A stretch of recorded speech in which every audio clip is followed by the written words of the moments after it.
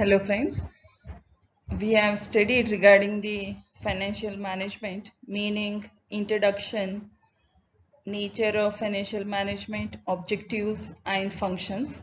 So today we will study in detail about the finance decisions. In finance functions also you have seen that you will come across these decisions. So what are these decisions that we'll start studying now? Yes.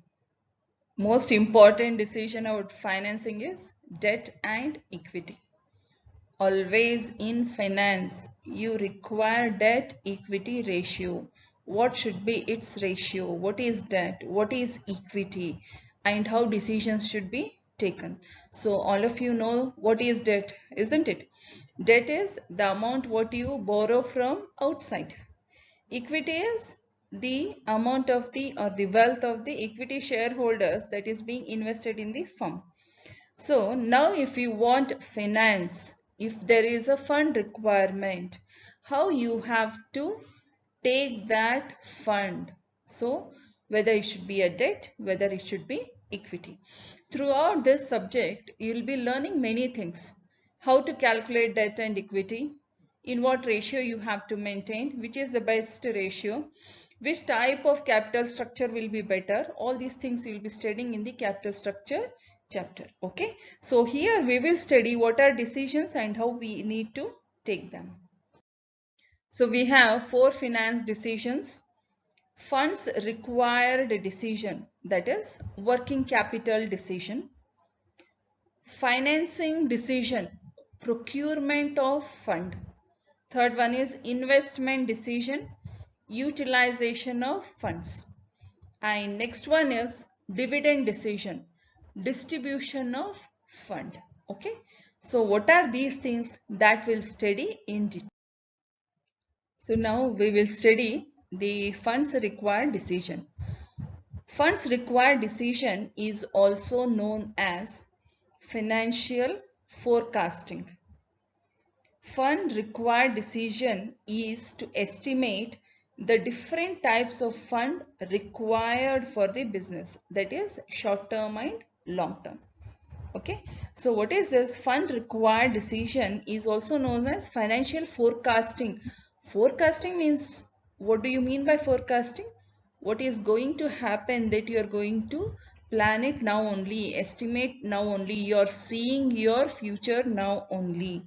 You are forecasting tomorrow what may happen, what you may require tomorrow, what may be the technological advancements and how you have to adopt for that.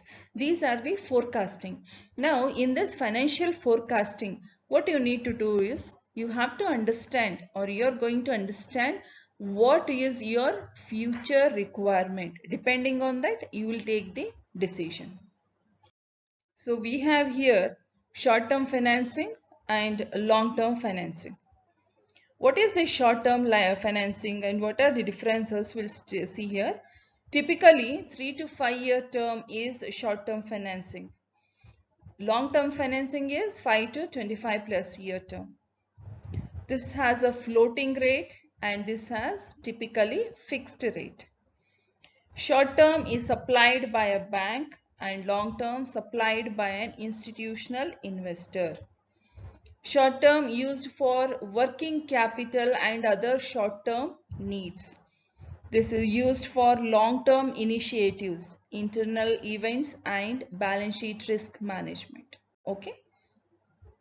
A careful estimation has to be made about the total funds required by the enterprise, taking into account both the fixed and working capital requirement. Financial forecasting requires various statistical, mathematical and accounting techniques. So the first point, a careful estimation has to be made about the total funds required. So here you are going to make finance decision regarding funds required. How much fund you require, correct estimation should be made. Then only you can analyze how much fund is required and what type of funds estimation it is, both the types, fixed as well as working capital. Okay. Yes, what decisions you have to take, how much fund is required, how much of amount to be invested in current assets and fixed assets. Okay, for example, if you are planning to go for a tour, so first of all, your parent will ask you how much fund is required for you. So you will estimate what is your tour package charges, and then what are your other charges that you require. You calculate and you tell your parents that you require so much of amount. That is how much of fund is required. Next is how much of amount is to be invested in current assets as well as fixed assets. So all of you are very clear now what are current assets and fixed assets. So that also you have to estimate how much you require for long-term assets. You're purchasing a property, you're purchasing land, building. So you can say how much of fund is required. Current assets is that is required for day-to-day expenses, that is to be kept in bank, cash, etc. Okay, so these are the decision taken, how much fund is required and how much amount to be invested in current assets and fixed assets. So this is the second decision, finance decision. So we have seen that finance decision is nothing but procurement of funds. What do you mean by procurement? From where you have to procure your funds, that is from where you have to raise your funds. Financial decision is important to make wise decisions about when, where, and how should a business acquire fund. Okay? Because a firm tends to profit most when the market estimation of an organization's share expands. And this is not only a sign of development for the firm, but also it boosts investors' wealth. Consequently, this relates to the composition of various securities in the capital structure of the company. Okay, so that means from where you have to procure the funds. It is not only purely by debt or not only purely by equity. What combination of capital structure you have to use, that you will be taking the decision over here.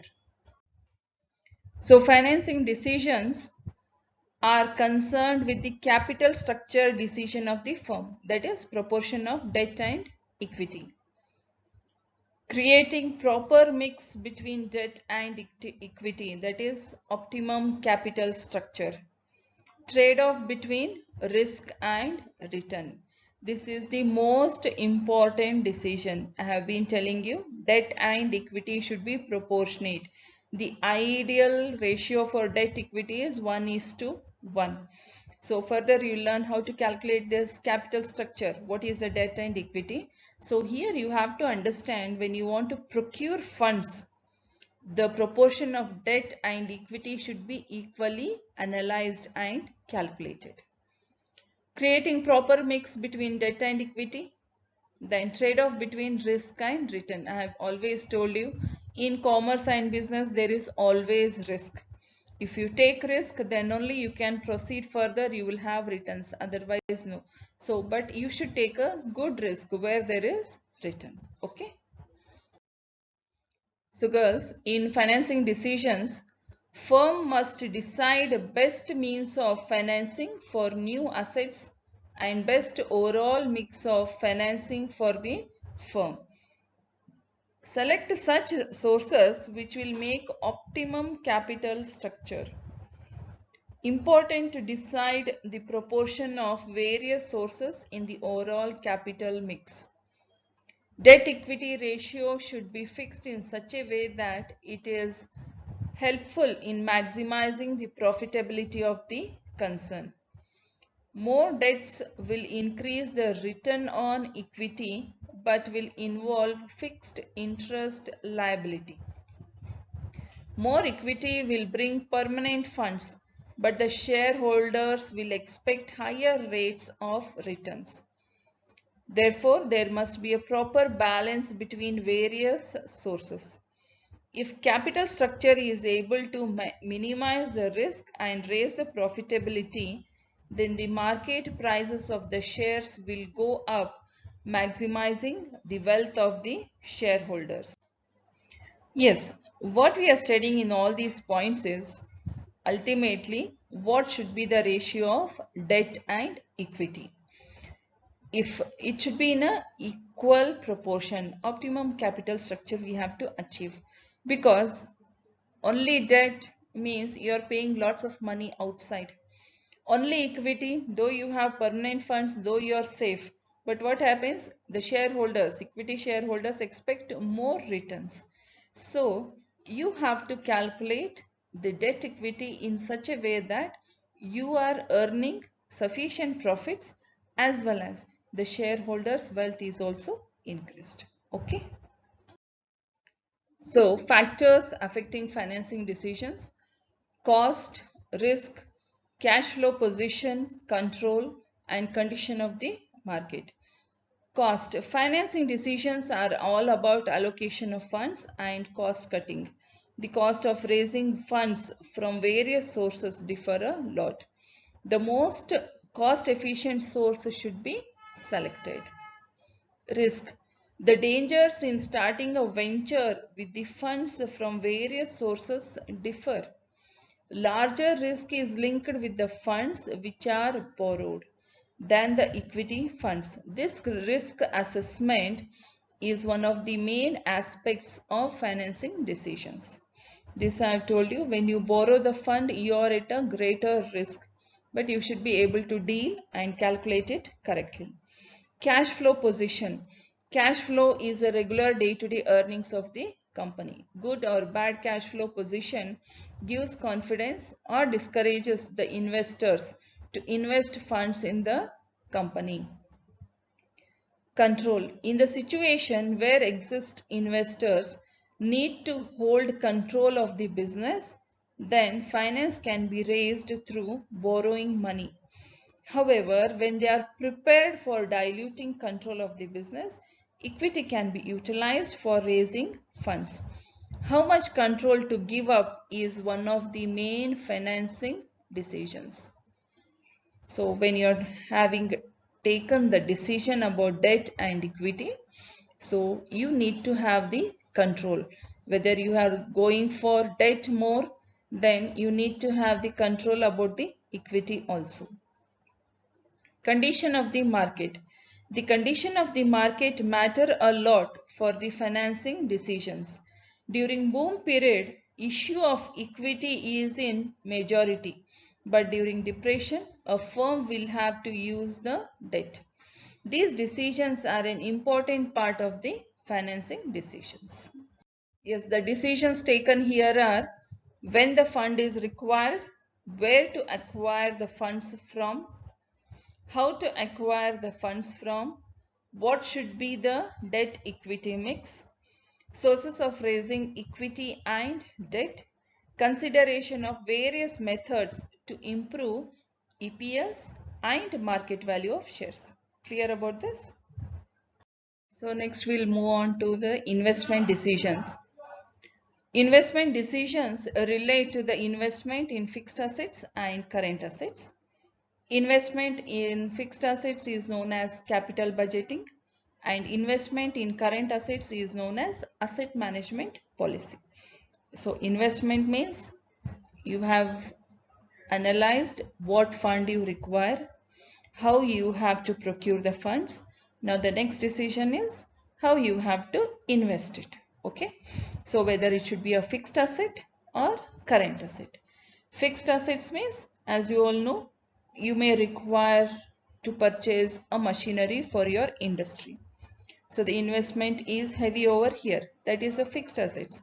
We call it as capital budgeting decision. Okay.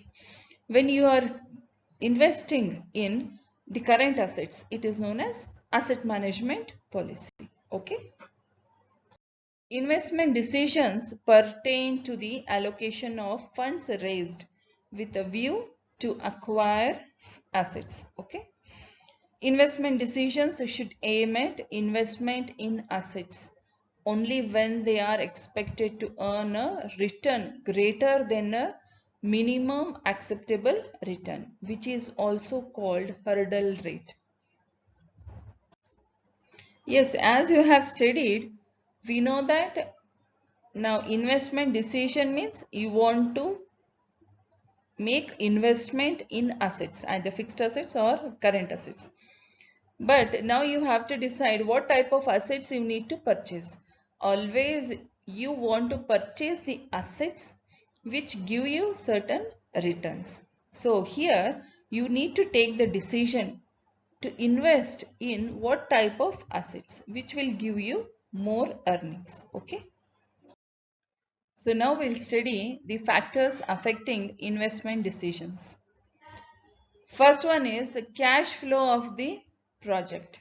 Naturally, when you decide a project, when you want to purchase an asset, you have to decide what is its cash flow. Next is cost of capital.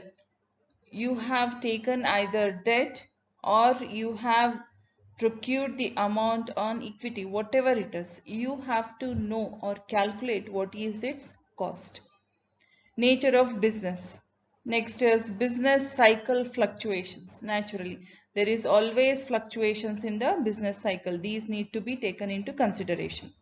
Seasonal variations, credit policy, then market competition.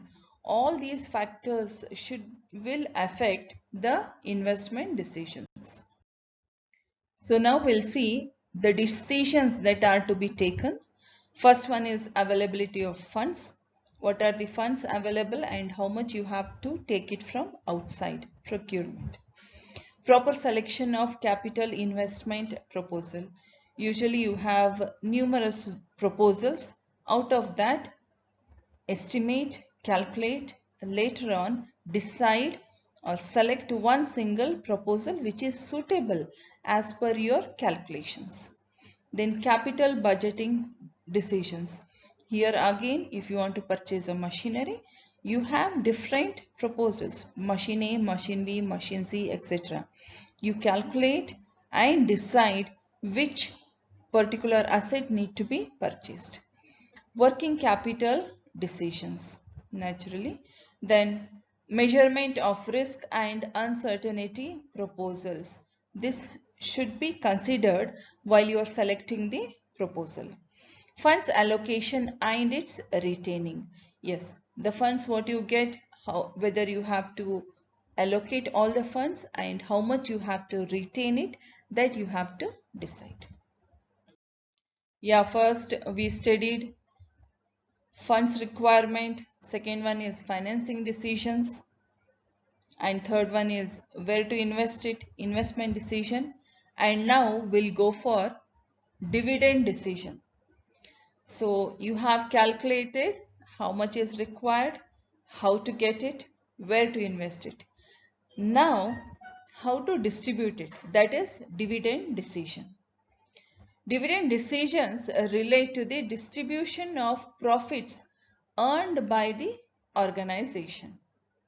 The major alternatives are whether to retain the earnings, profits, or to distribute to the shareholders. Okay, we know that whenever there is a earning of profit, the major decision is whether you have to retain it or distribute it in the form of dividend. So what is dividend? Dividend refers to that part of profits of a company which is distributed among its shareholders for investment made by them in the share capital of the company. Now we'll see the factors affecting dividend decisions. First one is earnings.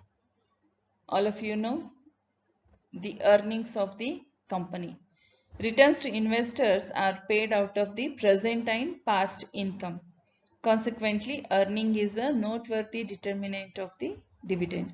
When you earn, then only you can make the dividend. Dependability in earnings. An organization having higher and stable earnings can announce higher dividend. Okay. Next, balancing dividend. For most part, organizations attempt to balance out dividends per share. A consistent dividend is given every year. A change is made if organization's income potentially has gone up and not only the income of the present year. Okay, the dividend is paid depending on the earnings, and moreover A consistent dividend is being paid every year, irrespective of its earnings, to maintain the market value of shares as well as the name of the company. Development opportunity. Organizations having great development openings, if they hold more cash out of their income to fund their required investment. The dividend announced in growing organizations is smaller than that in the non-development companies. Okay. Other factors, cash flows. So dividends are an outflow of cash. Okay. That is, when you make the payment of dividends, cash is going out of the company. Shareholders' choices. While announcing dividends, the administration must remember the choices of the investors. Some shareholders want at least a specific sum of amount as dividend. The organizations ought to consider the preferences of such investors. Shareholders have invested in your company, they have given you amount. So they have their own interest and opinions. To a certain extent, you should also consider their interest. Taxes. Compare tax rate on dividend with the capital gain tax rate that is applicable to increase in market price per shares. If the tax rate on dividend is lower, shareholders will prefer more dividends and vice versa. Okay.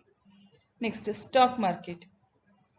For the most part, an expansion in dividends positively affects the stock market, though a lessening or no increment may negatively affect the stock market. So, stock market is a market where stock is purchased and sold. You know that.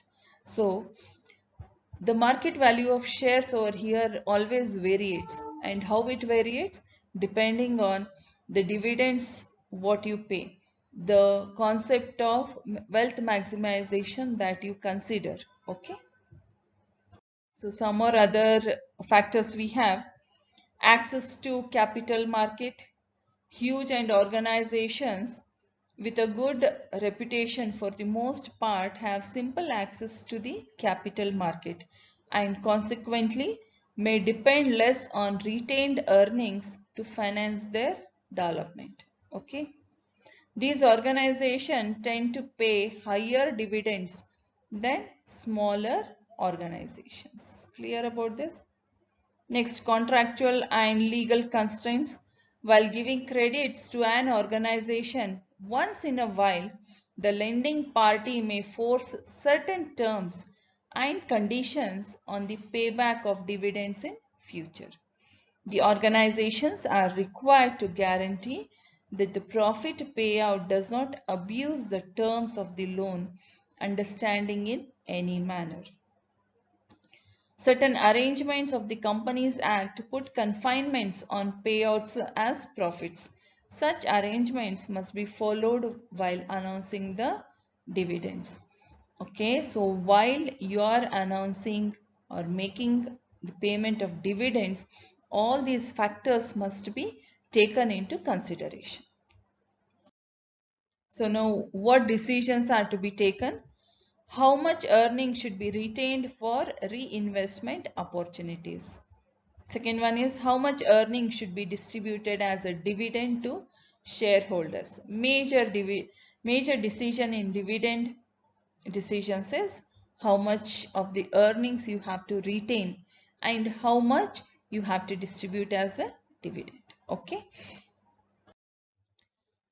So here I have just given you the abstract of all the decisions and what are the decisions that are to be taken. Okay, all these 4 decisions you can refer to my PowerPoint slides also, so you can study all these things in detail. So thank you girls. This was regarding the financing decisions. You can refer this video. Along with that, I am also posting PowerPoint slides where there are some more detailed points. For further reference, you can check that. Okay, thank you.